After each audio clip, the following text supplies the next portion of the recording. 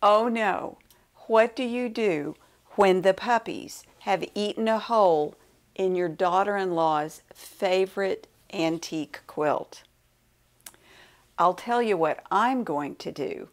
I am going to combine applique and hand quilting and make a lovely visible mend on this quilt.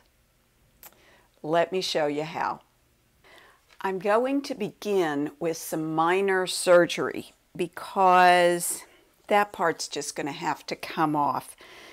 So here we go. I'm just going to do it.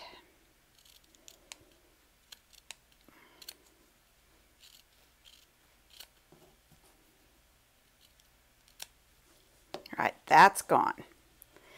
And really that part needs to go too.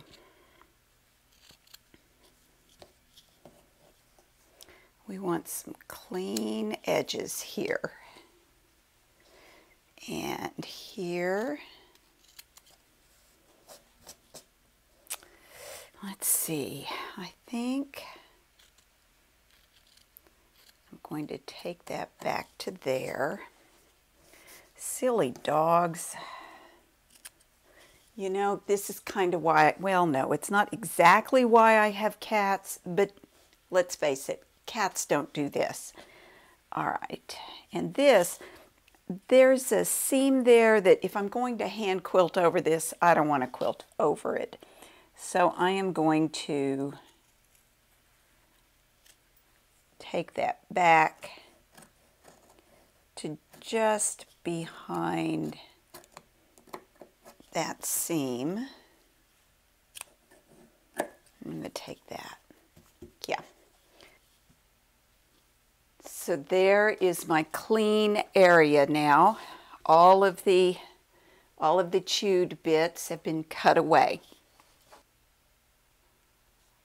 I've turned the quilt over to expose the back, and I can see that I probably want to take off a little bit more of that right there.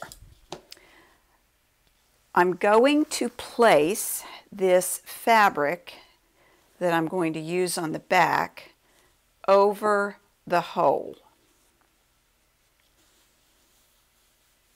And I can feel where the hole is. I'm going to pin with my Magic quilting pins away from that cut edge on the front. These are the long, fine quilting pins. There are a variety of Magic pins, and you kind of have to be careful which one you choose, but they are color-coded with their tips. So that one I just rejected, it was a short one that I use for some things, but I don't want to use it for this. These are the longer, fine pins.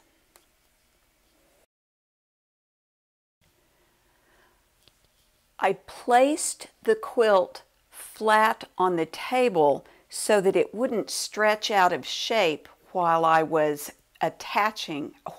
pinning this fabric to the back.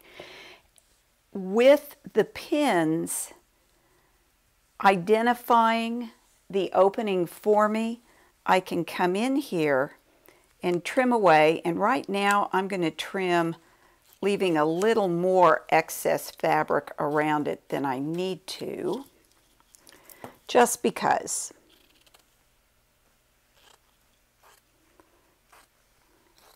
You know, it's like with so many things. If you start with it bigger, you can always make it smaller. But if you start with it too small, well, then you're just kind of snookered.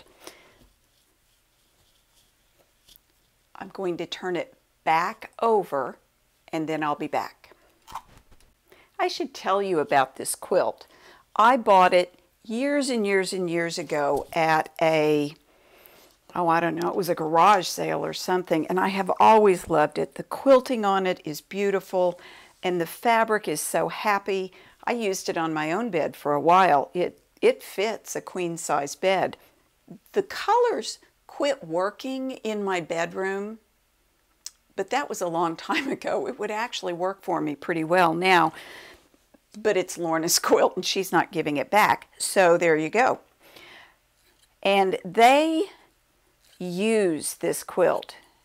You know, it goes on the bed. They use it. It is a treasured member of the family. So, yeah, I'm not getting it back. All right. I happen to have a piece of old batting that I took out of a quilt of my own that was partially quilted, and I have resized it.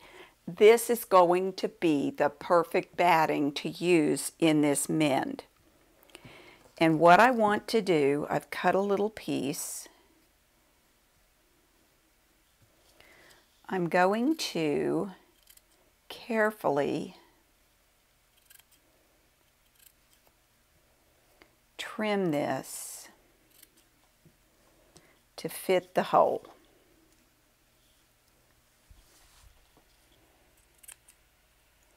Now, if I had cut the hole square, this would be an easier operation, but I don't want to cut the hole square because I don't know why. I'm stubborn. I just don't want to.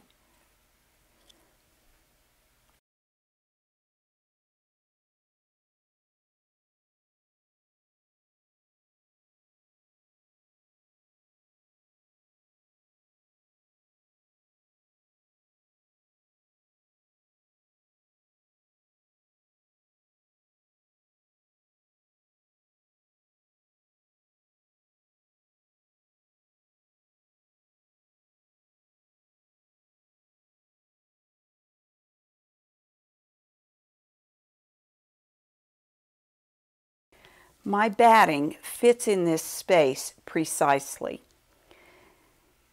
And really what I'm going to have to do is baste the edges of the batting carefully here to the raw edges of this hole in the quilt so that it doesn't shift later with washing, because you know this quilt is going to get washed.